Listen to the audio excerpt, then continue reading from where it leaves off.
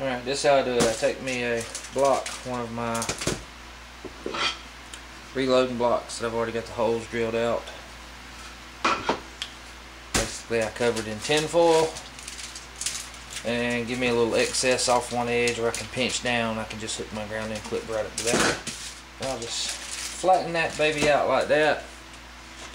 And I'll just take and set every one of these holes. If you can see how they kind of drop down, make like a little crater. It gives me enough wiggle room where I can take and actually carry them out there and powder coat them when my powder coat's set up. And that's how I do that. I will fill up all of these. Now, through the wondrous art of editing, I have a whole tray and I can pick these up, and they're pretty sturdy. I mean, you know, naturally if you shake them really hard they will fall off, but kind of holds them mostly in place to where you can, you know, move them around a little bit. But enough about that. That's pretty much how I do my rifle bullets, and my pistol bullets, and I'll take them out there because they're not really top heavy. But now let me show you how I do my rifle bullets. They're a little bit different. Alright, basically what I have here is I have some cast bullets that I did for my rifle, and if we tried to do the same thing, cover this with tinfoil, you can see there's no way you're going to get, because they're so top heavy. As soon as you go to pick it up, they're going to fall over. So what I did for that, and these are a gas check design bullet where it's got the little lip underneath there. So what I did is I just took one of the jigs that I did. I think I used a 9/32 inch drill bit. Pretty much depends on the diameter of the bullet you're going to use. I'll cover this with tin foil, and then I can actually take, and once the tin foil's in there, they'll snap in place.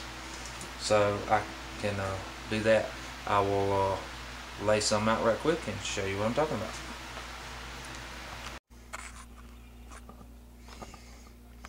Alright, now as you can see, compared to the large block that I use, this is a lot thinner. And I just took that piece that I drilled holes in and I just covered it over with aluminum foil.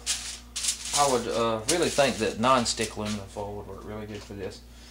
Basically, you just take this right here and you want your holes in this little piece of, I don't know, I guess that's 1/4 inch.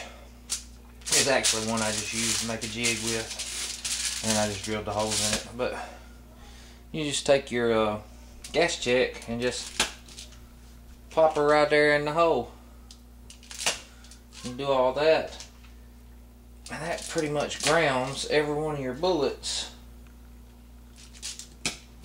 to the rack. And the aluminum kind of acts like a little gasket, so it kind of holds them in place. As you can see, you can move them around and they don't fall all over the place, and it gives you at least enough stability to transfer them, so you can take them out and do your, you know, powder coat them and then put them in your oven and bake them. So I will cut the film, but I'm just going to pop all of these in here. This is typically how I do it though. I'll do 50 rifle bullets and 50 pistol bullets at a time, and then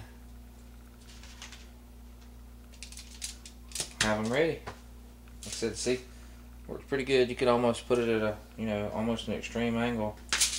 You know, if you shake it really hard, they're going to fall out, but at least they'll give you enough to where you can, you know, stability to transport them. Now I'll fill these up and then we'll go to my next step, which is putting the powder coat on.